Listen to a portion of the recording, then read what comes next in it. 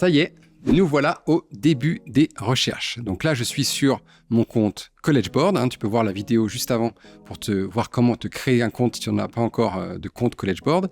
Et sur ce compte donc, qui gère le SAT, moi, ce qui va nous intéresser là, tout de suite, ça va être Big Future, qui est un moteur de recherche pour pouvoir établir tes critères et puis essayer d'avancer vers une liste d'universités qui pourrait être intéressante pour toi. Il y a tellement d'options aux États-Unis que c'est important de pouvoir établir ces critères. Donc là, je vais rentrer dans Big Future. Tu vois, ça va être la partie ici. Find Colleges. Ici, je vais Run My Own Search. Je vais établir mes propres critères. Donc évidemment, l'exercice serait trop facile. Tous ces critères, pour chaque critère, il va falloir que tu réfléchisses, que tu passes dans cette phase d'introspection pour te demander ce qui est important pour toi. Il y a évidemment le prestige et le nom des universités. Il y a sûrement des universités que tu connais déjà. Moi, mon conseil, c'est de t'encourager à aller voir d'autres universités. Il y a d'excellentes universités dont tu n'as sûrement jamais entendu parler. Et donc, tu pourrais les découvrir grâce à ce moteur de recherche pour un peu étendre ta liste. Évidemment, si tu vises certaines universités et tu te dis c'est seulement celle-là, cette phase de recherche, tu vas peut-être essayer de la sauter.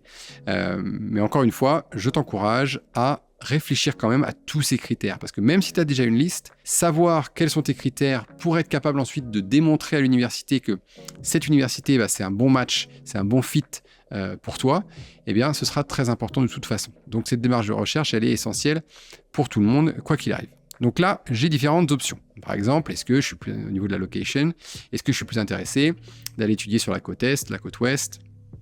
Voilà, le type d'université, est-ce que je veux être dans une grande ville? Est-ce qu'un campus à l'américaine, c'est ce qui m'intéresse, où tout est regroupé ensemble, etc.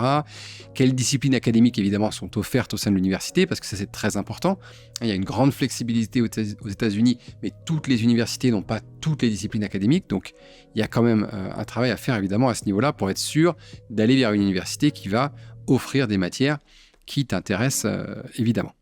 Donc, location, par exemple, ici. Donc là, par exemple, je peux choisir des États. Donc, on va dire, allez, moi, je suis intéressé par la Californie. Je suis intéressé par le Texas. Et puis, on va mettre aussi New York, Massachusetts. Okay, donc, je démarre avec ces 4 États-là qui me semblent intéressants, avec beaucoup d'universités qui peuvent me plaire. Vous pouvez évidemment aussi mettre tous les États. Donc là, juste pour ces 4 États-là, j'ai 727 options. Donc, évidemment, il va falloir établir mes critères. Donc, un des critères possibles ici, ça va être si tu as tes résultats déjà, si tu as un GPA, si tu as un test SAT, tu vas pouvoir l'entrer et ça va pouvoir te donner une idée d'université que tu peux viser par rapport à tes scores. Donc, tu n'es pas obligé de rentrer ça, évidemment. Le GPA, c'est quoi? C'est la moyenne. C'est une moyenne sur 4 points qui cumule, on va dire une moyenne cumulée entre la 3e et la terminale, donc entre grade 9 et grade 12. Et donc, c'est sur ces 4 années-là, c'est la moyenne en gros sur ces 4 années-là.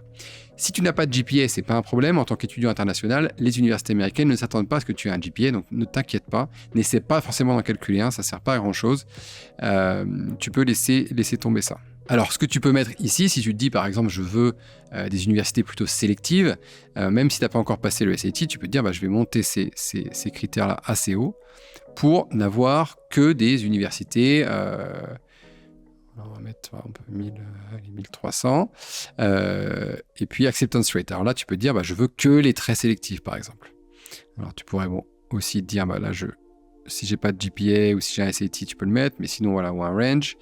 Mais ici, tu peux te dire, tiens, je veux que les très sélectives et les très, très sélectives. Tu peux te dire, je veux que des Common App parce que je veux pas faire 50 000 candidatures sur différents sites et donc je voudrais plutôt des universités sur la Common App.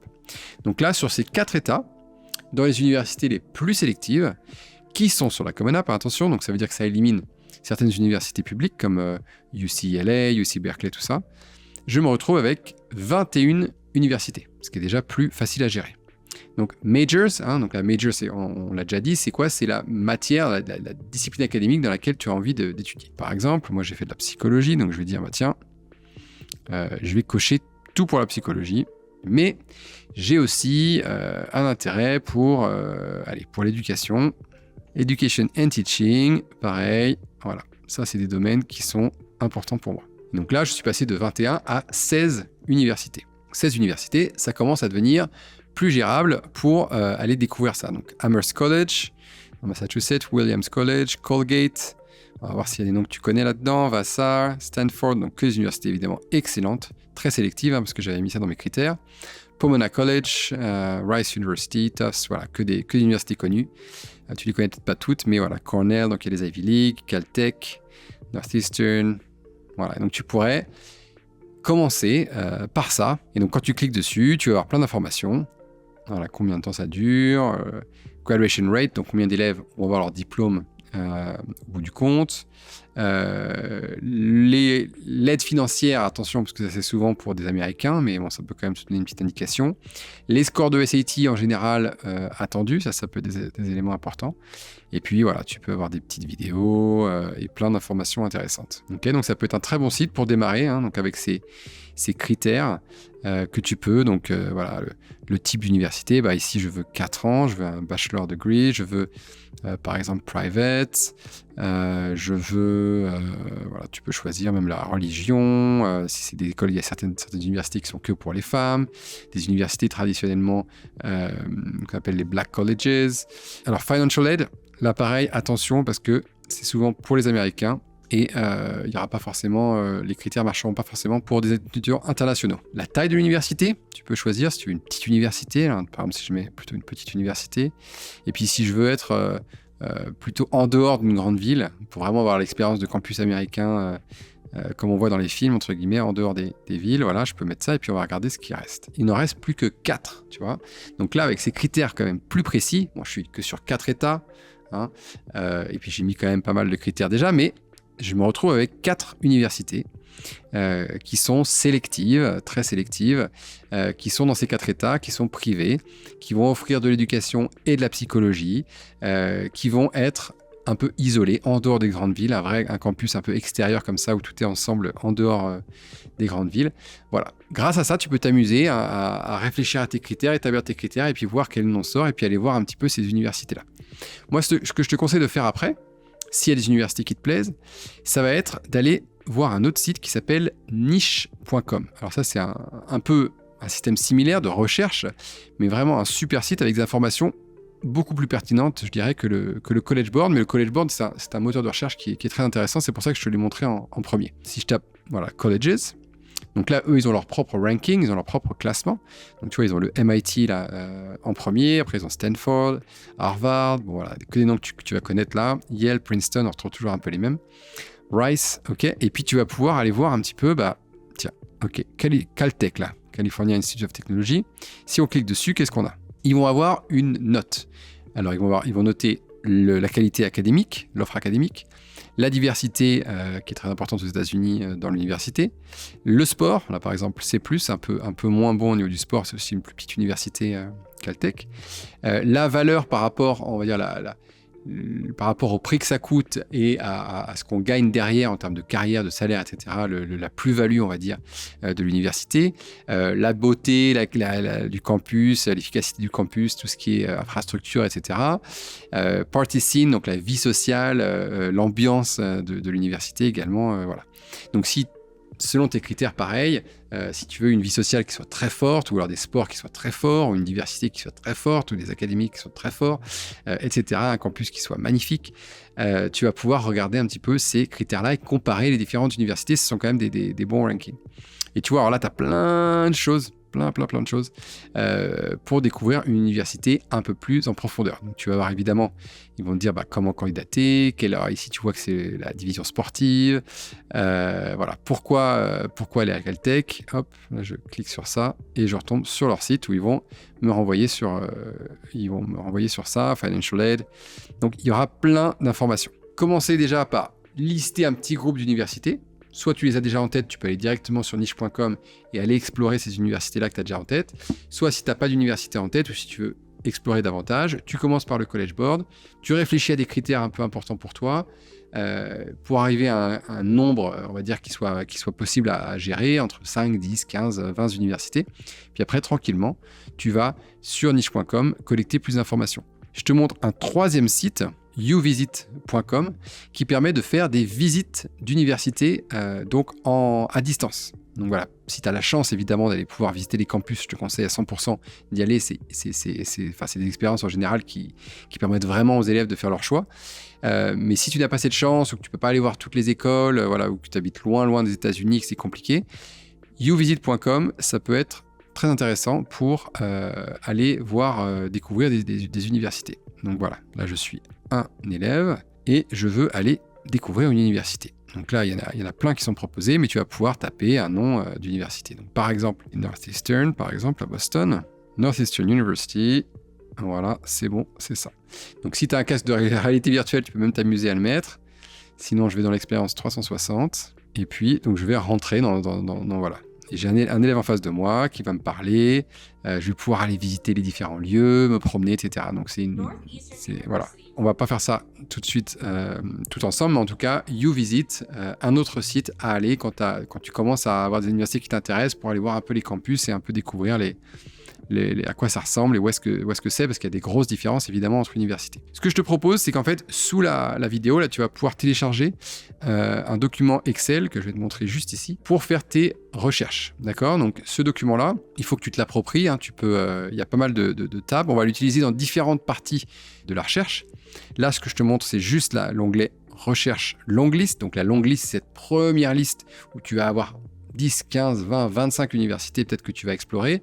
Puis après, au bout d'un moment, tu vas arriver sur ta shortlist où ça va vraiment être les universités pour lesquelles tu as un vrai intérêt, où tu vas poser les candidatures. Donc là, tu tapes le pays. Ça, c'est cette spreadsheet-là, ce document Excel, c'est multi-pays.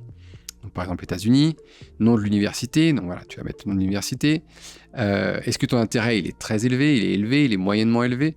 Et puis tes chances, ça c'est quelque chose, tu peux laisser blanc pour l'instant, on en parlera plus tard, pour que tu puisses évaluer tes chances par rapport à telle ou telle université. Dans quelle ville ça se trouve? Quel type de campus? Est-ce qu'on est dans la ville, en dehors de la ville? Est-ce que tu es loin de ta famille? Est-ce que tu peux prendre l'avion facilement?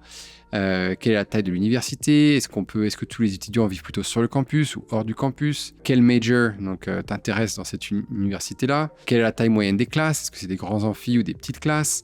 Est-ce qu'il y a possibilité de faire des stages, de faire des échanges? Comment sont organisés les examens, les semaines de cours? Qu'est-ce qu'il y a comme club? Qu'est-ce qu'il y a comme sport? Voilà, le pourcentage d'élèves qui trouvent un emploi après leur bachelor, les frais de scolarité par an, le prix moyen du logement, le prix total estimé par an, etc. etc. Donc on rentrera plus en détail sur la financial aid potentielle qui est disponible, donc, par exemple oui ou non. Voilà, donc on parlera de ça dans d'autres vidéos et je retournerai sur ce document-là. En tout cas, tu peux déjà le télécharger. Et puis, quand tu fais ces premières recherches, voilà, n'hésite pas à taper le nom des universités. Et puis, comme ça, tu gardes des notes sur tes recherches. Et tu peux te mettre ici, là.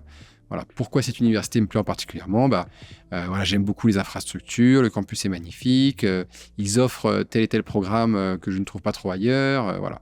Est-ce qu'il y a des éléments qui font que tu es un peu moins sûr de ton choix? Voilà, c'est une très grosse université, c'est des très grandes classes, il n'y a pas l'air d'avoir trop possibilité de faire des stages, etc. Est-ce qu'il y a d'autres éléments à souligner? Voilà, garde-toi bien les notes, parce que toute la recherche que tu fais, comme il va y en avoir beaucoup, si tu prends pas de notes, ça va être de la recherche qui va être perdue. Hein, donc vraiment, prends tes notes, prends ce document-là, approprie-toi-le. Si tu veux créer des nouvelles, enlever des critères qui ne t'intéressent pas, supprime-les. Rajouter une nouvelle ligne pour des critères qui, toi, sont importants pour toi. Est-ce qu'il y a des fraternités? Est-ce qu'il y a des choses qui pourraient t'intéresser? Particulièrement, n'hésite pas à rajouter ça. En tout cas, même si ce n'est pas ce document-là que tu utilises, mon conseil principal, c'est prends des notes. Comme ça, quand il revient, ça va être utile pour deux choses. Ça va être utile pour faire ton choix de ta shortlist et pouvoir te rappeler de ce que tu as vu et de quelle université tu as vraiment apprécié ou pas. Et puis le deuxième élément, c'est dans les universités que tu vas garder pour ta shortlist, du coup tu auras déjà des éléments où tu vas te rappeler de pourquoi tu as choisi ces universités-là, et ça va être utile pour démontrer ton intérêt, ce qu'on appelle le demonstrated interest, et ça c'est très important aussi. Et donc avec ce genre de document-là, ça va t'aider par la suite également lors des candidatures. Donc voilà, télécharge le document.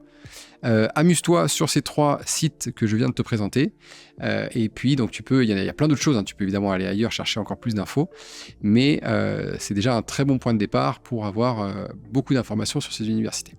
Voilà, je te laisse avec ça, je te laisse explorer, et puis on se retrouve dans la prochaine vidéo.